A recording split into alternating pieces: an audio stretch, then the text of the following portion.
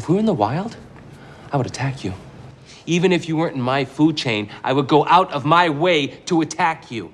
If I were a lion and you were a tuna, I would swim out in the middle of the ocean and freaking eat you. And then I'd bang your tuna girlfriend.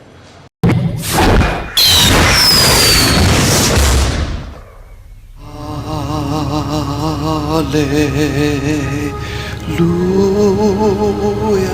Now out at Fourth Wall, it's the fucking worth it. C500 hat. Yes, that's awesome. Yeah. I don't know if we're supposed to be able to say that on YouTube. Talking about. Go on over to Fourth Wall, pick it up today, hot and fresh off press. Link is in description down there at the bottom. Please support me. Look, let there be light.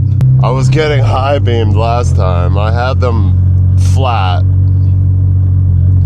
I think one's a little bit of a driving light and then the other one's a fog light. I can't remember, I'm gonna have to look it up, but they're the dual beam yellow aux beam ones, same ones I had on or I have on the truck, on the bumper, right? The little pods. And I'm like, these are pretty decent for what they are. And they were like only, I don't even remember, I bought them so long ago. They're not super expensive, but they've been on the front of my truck for over a year. The paint is starting to peel on them, yes. They are powder coated, but not the greatest. Maybe. Twas is today.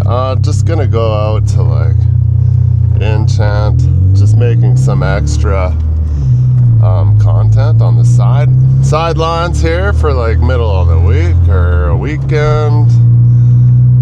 Not a Monday or Friday. The last time I wired in the fog lights, I had to get quite aggressive with cutting the bumper, but you can't tell because it's on the underside where the fog lights are mounted. It's the only place I can mount them. Yeah, now they're way far too down.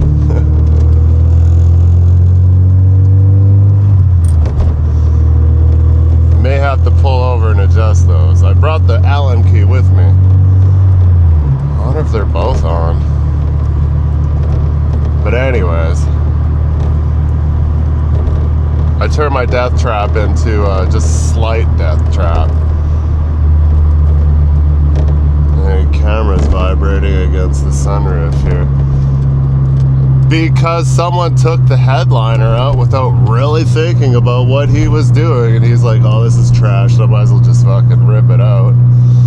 And didn't keep it the pieces, so he could have made like a template so he could redo his headliner. No, he just ripped it out in like literally pieces and threw it out. Really shooting myself in the foot for doing that. Coming by another headliner, not the easiest. I gotta see, I don't think we saved any at Macassa, because for a while there, when I was helping bro out, I was like dismantling Mark IIs. This was like 15 years ago. He would get a car and I would like pull the engine, trans, any like bits and pieces. And we filled the whole sea can full of Mark II stuff because he's got a red diesel like this. And sadly, there was not any, I don't know if he had a normal vent at the back of the sea can, but he didn't have a whirlybird on it. Fine forever. And it sprung a leak because the rust over the years eventually corroded and went through. And yeah, sad day. He's like, I went in there and it looked like everything was under the ocean for like 10 years. I'm like, no. Of like all the hard labor of me dismantling 400,000 kilometer, 180,000, like it was a lot of parts. Like I'm sure the plastic stuff is still good, but I don't even know what I'm mumbling on about. We had a part source for our Mark IIs. I put in a lot of effort. He paid me hourly to do it. And yeah, it was also good at learning, so I could like have some knowledge of how these came apart. Well, who isn't good at taking stuff apart? I could take anything apart. It's the going back together part. But anyways, just gonna do some pin loading today, going out to Enchant area, somewhere Duck Lake, somewhere in that general area. We've been out there a few times. Just gonna grab a stack P-Tank that's got to go back to Sylvan Lake, as far as I think, anyways. Didn't look too far into my job sheet. I'm like, one step at a time. Where am I going? What time do I need to be there? I don't like I need to be there at 9:30, but it's like a 3-hour drive. So I'm like, give myself a little extra time. We are bobtailing. We will be able to drive like a banshee, and I shouldn't have to. I just set the clock on this, but I went to start it. I came back the other day and I hopped in it and started, and it was dead. I was like, oh shit, I hooked the relay up wrong. But I got the trigger wire running off the low beams because I didn't want to run a switch into the car. So I just used the low beam wire on the headlight plug for the trigger on the relay. The rest of the harness that came with the fog lights, it's hooked to the battery. So the trigger wire to turn on the fog lights, it's just the low beams turning on the headlight switch, because the headlights do absolutely fucking nothing but look cool. I still have high beams, which I've been rolling around in high beams the whole time up to this point. I need in this lane. So yeah, I thought I screwed it up, but it turns out when I loosened the terminal had a small lip on the edge, and it wasn't going all the way on to the battery post, and it was, so I got the battery charger out at work. I was like, oh man, I'm so sad right now that something screwed up.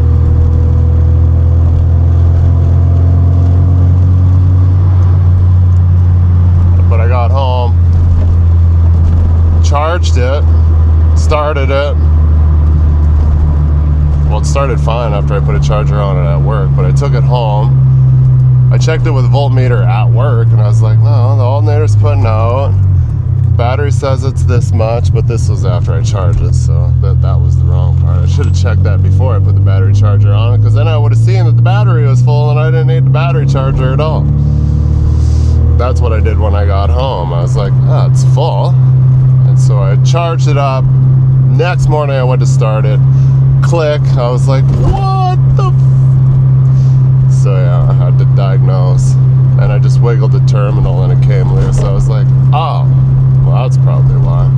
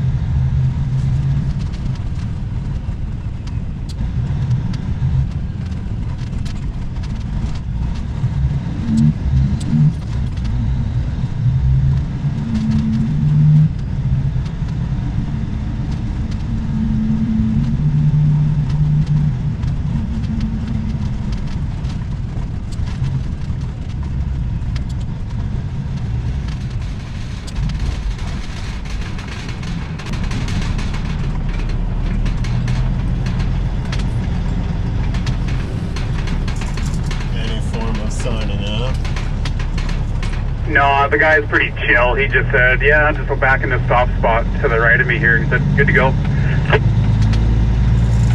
Roger.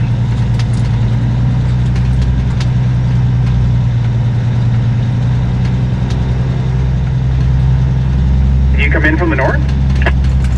Yeah, the fucking 564 straight east to the 862. Yeah, that's the way I came in too. I didn't notice any roadbound signs or anything on the 862, did you? No, I didn't see it. Okay, copy that. Yeah, I wasn't sure. I mean, that Chinese pavement was looking kind of questionable in a few spots. It definitely was, yeah.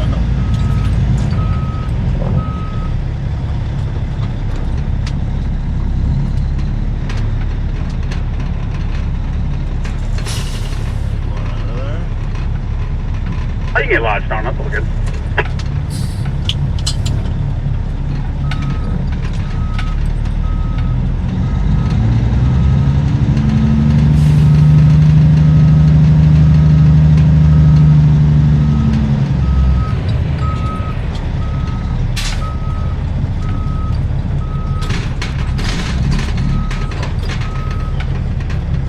Not at that angle.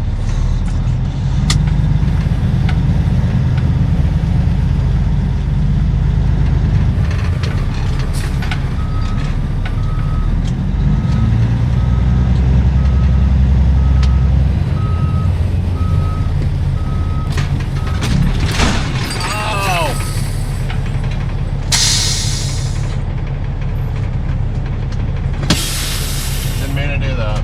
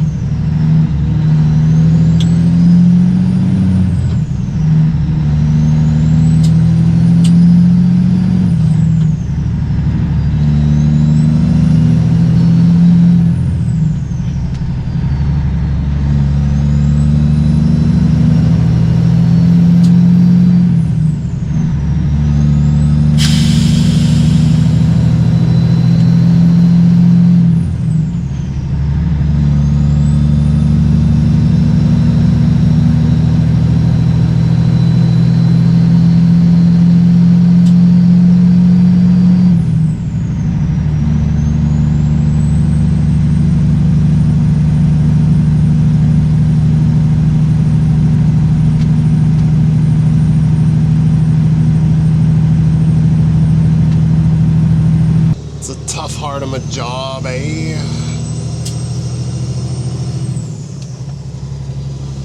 Ah, the pin loads are the sweet ones.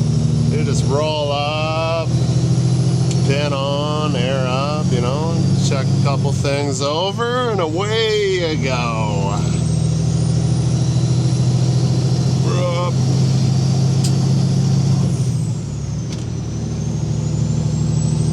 But sometimes, flat tire, hubs are empty, it's winter time, brakes are froze, or you left your wheel slid too far ahead and it's a tandem neck. That's an easy fix as long as your wheel slides. But those days seem to be kind of like long gone. I remember like when I first got my road train Texas bed, that was a tandem. Struggled out. I think it was Pure Energy was in Black Falls Industrial there right now where I want to say Firemaster, or it's where Tsunami is now. Can't remember which of the two buildings there. Big, huge, massive shops just as you come up the hill. Black Falls exit on Highway 2.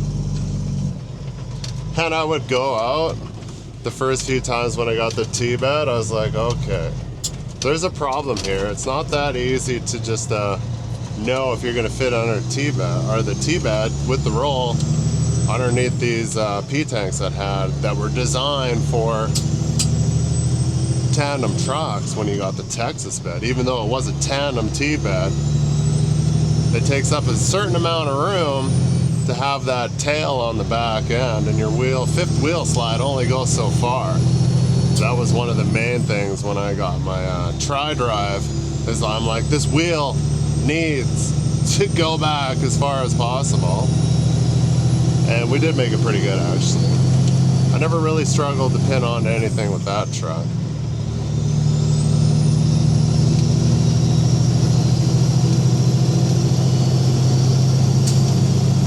There was a few times he's like, yeah, whether I showed up for a P-tank or I had to location move 400 for a service rig, they were just going to the next well and we're like, yeah, we're gonna move this P-tank too. That was the whole purpose of a Texas bed, is you come out, flop over the 400, throw the planks on there, go to the other location, stand that for the rig, by the rig tank, and go back and get the P-tank and then bring that spotted. I'm like, I could pin onto it, but I'm not turning anywhere at all.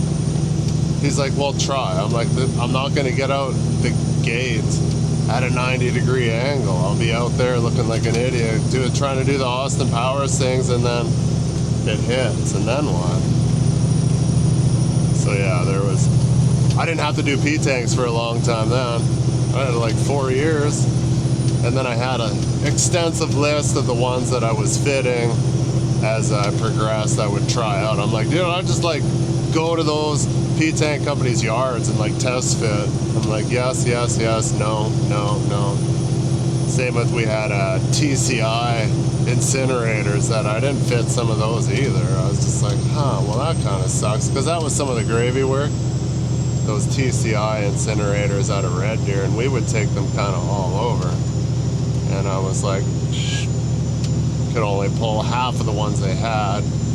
And as they got rid of the older ones, they made newer, bigger ones, and then they made improvements to the neck. I was like, perfect.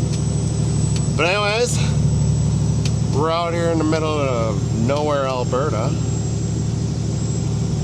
I took 400 over to that Hutterite colony, I remember it.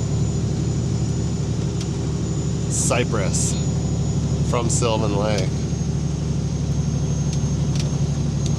But anyways, we'll take these back to, we gotta go to Sylvan Lake, to Stack's yard and drop these off.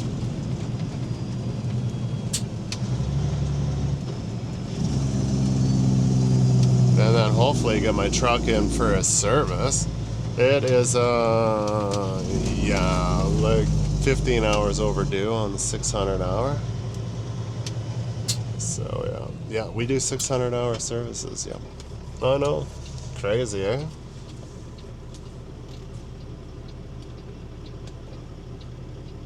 I don't know if I know I had a little car chat talk. I came to go to work, and the coolant light came on, which it did this morning too. I was like, uh-oh. And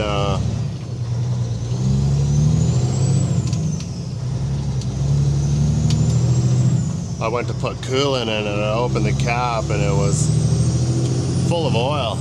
I'm like, huh, yeah, that's definitely oil. I think that video will be popping up. I didn't get to go to work because I was like, hey, I got a serious problem here. And so we got a new oil cooler, which we got a PDI one. And I just came back from Saskatchewan getting that pump by Prince Albert with 40 mid. And I didn't see any temperatures hotter than 220, maybe 223, 24. Nowhere even close to 230. And then before we got the cooler replaced, I was getting 250, over 250, getting like in the red a little bit every time I had to pull wheels. So that's cured. So that's cool.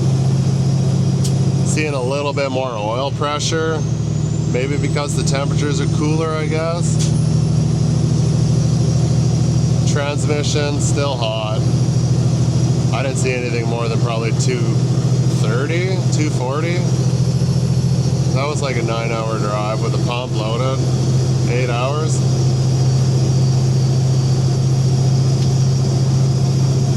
And then he had a new turbo sitting there. But the truck that we're putting it on is the one we're sending it to auction. I'm like, mine will pool a little bit of oil if you left it running overnight, but he's like, I'll put a new turbo on your truck too. I was like, oh, okay, sweet. There's zero improvements. He's like, there was a couple little dents in my fins from something, I don't know how. I've had it before where the crusties on the aluminum from the rubber boot, where you take it apart and that gets in there and people don't notice that. I had it on a road train truck on my 4 1/4, and I got a brand new turbo. And yeah, those little like chunks of, I don't even know what it was. It's just like hard aluminum crystal chunks fell off and they were banging against the turbo. But I'm still down on boost pressure, which I'm gonna try to get to the bottom of that. To try to pressure test the hose that comes from the turbo, comes around the back of the motor and goes to the air compressor. Because when I had this before, I don't know why I haven't thought about it, but that's where the problem was. It was a blown hose right by the air compressor. It's just a little tiny stubby one, short connector, and then the rest is metal, so maybe it's worn through somewhere. I gotta see if I can pressure test it. But it's the day after Labor Day. I know this will come out way later, but I don't know if anybody's at the shop today or not. I think there is, because I seen one of the people driving, the office staff driving to work this morning when I was leaving. So, but anyways, back to Silva, let's roll.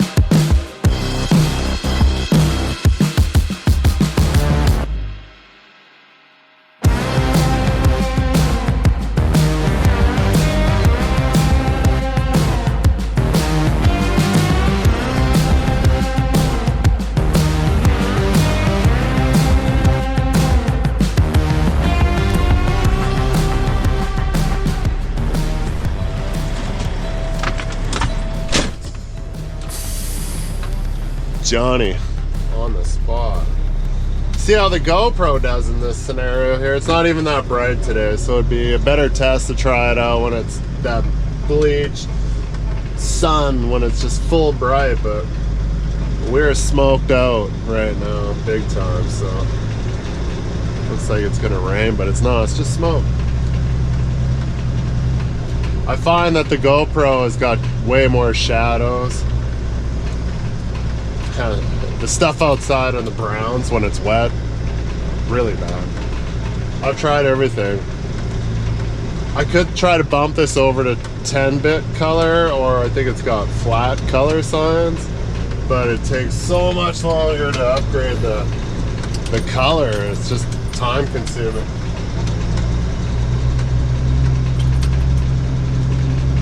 I don't want to make stuff longer, even though I do like it to look better. Watch out for my nose. It's coming in.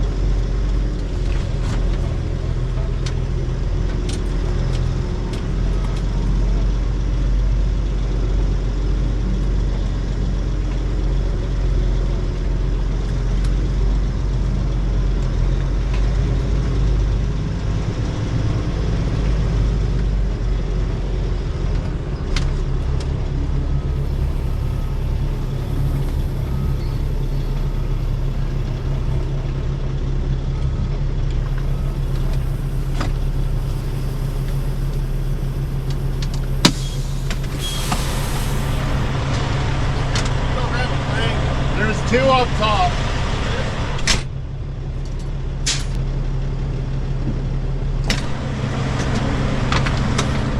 Not perfect.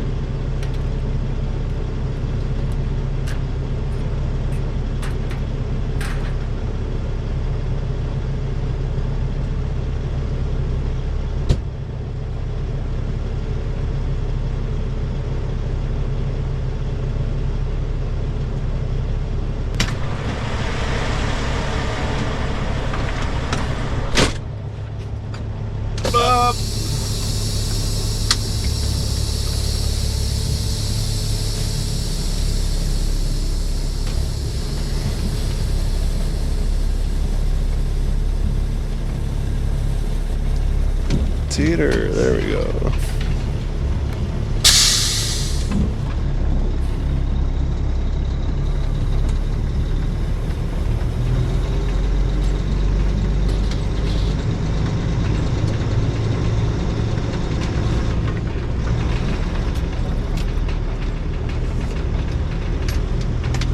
Give her, I gotta grab a camera anyways. Sounds good, Joe. Okay.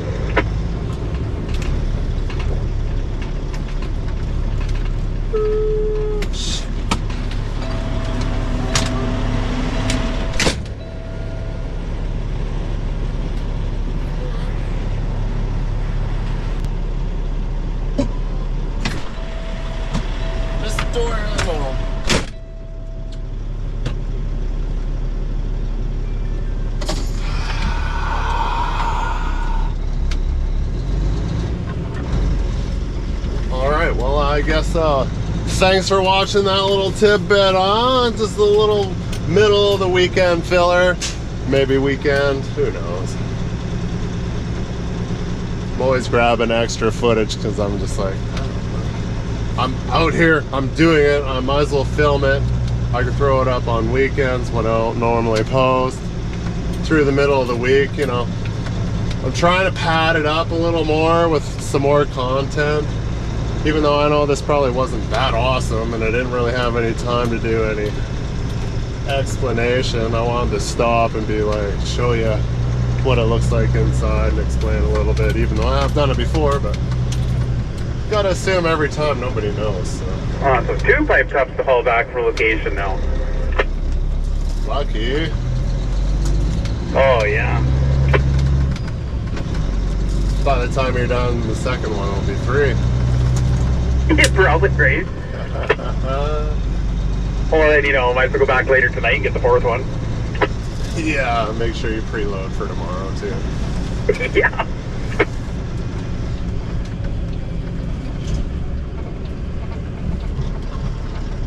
Yeah, horrible road to get in and out on. This is the dump road, and yeah, 11A here, just outside of Sylvan. Super busy. I brought a Titan buffer tank out of here. I don't know if I had, oh, he's peeling out. Content on that or not, but yeah, I was sitting here at like 7:50 in the morning trying to get out of here on a weekday with 60-foot trailer.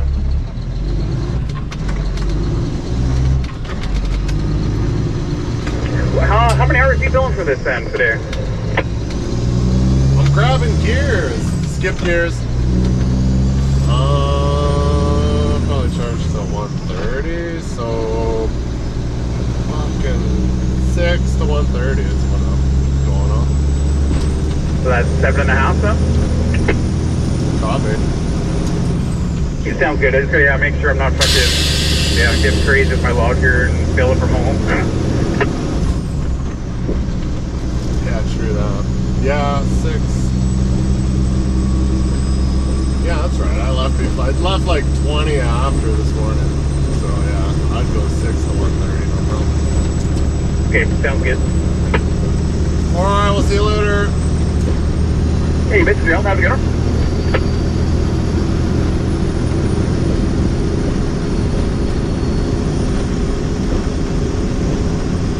We get these days filled up with like little doing job here, job here, job there, job there, job there, there. So now I'm gonna save it for another video, but I'm going back to get the trombone, and I gotta go to Mansfield and get one of those supersized ammonia bullets. Not super sized because we're putting on the trombone. We're gonna take that to Pinoca, where I'm gonna meet up with 2 pickers. They're gonna tend lift it off me. That was the plan this morning when I was about leaving location. It's like, I got a ammonia bullet for you all this afternoon. I'm just like, yeah!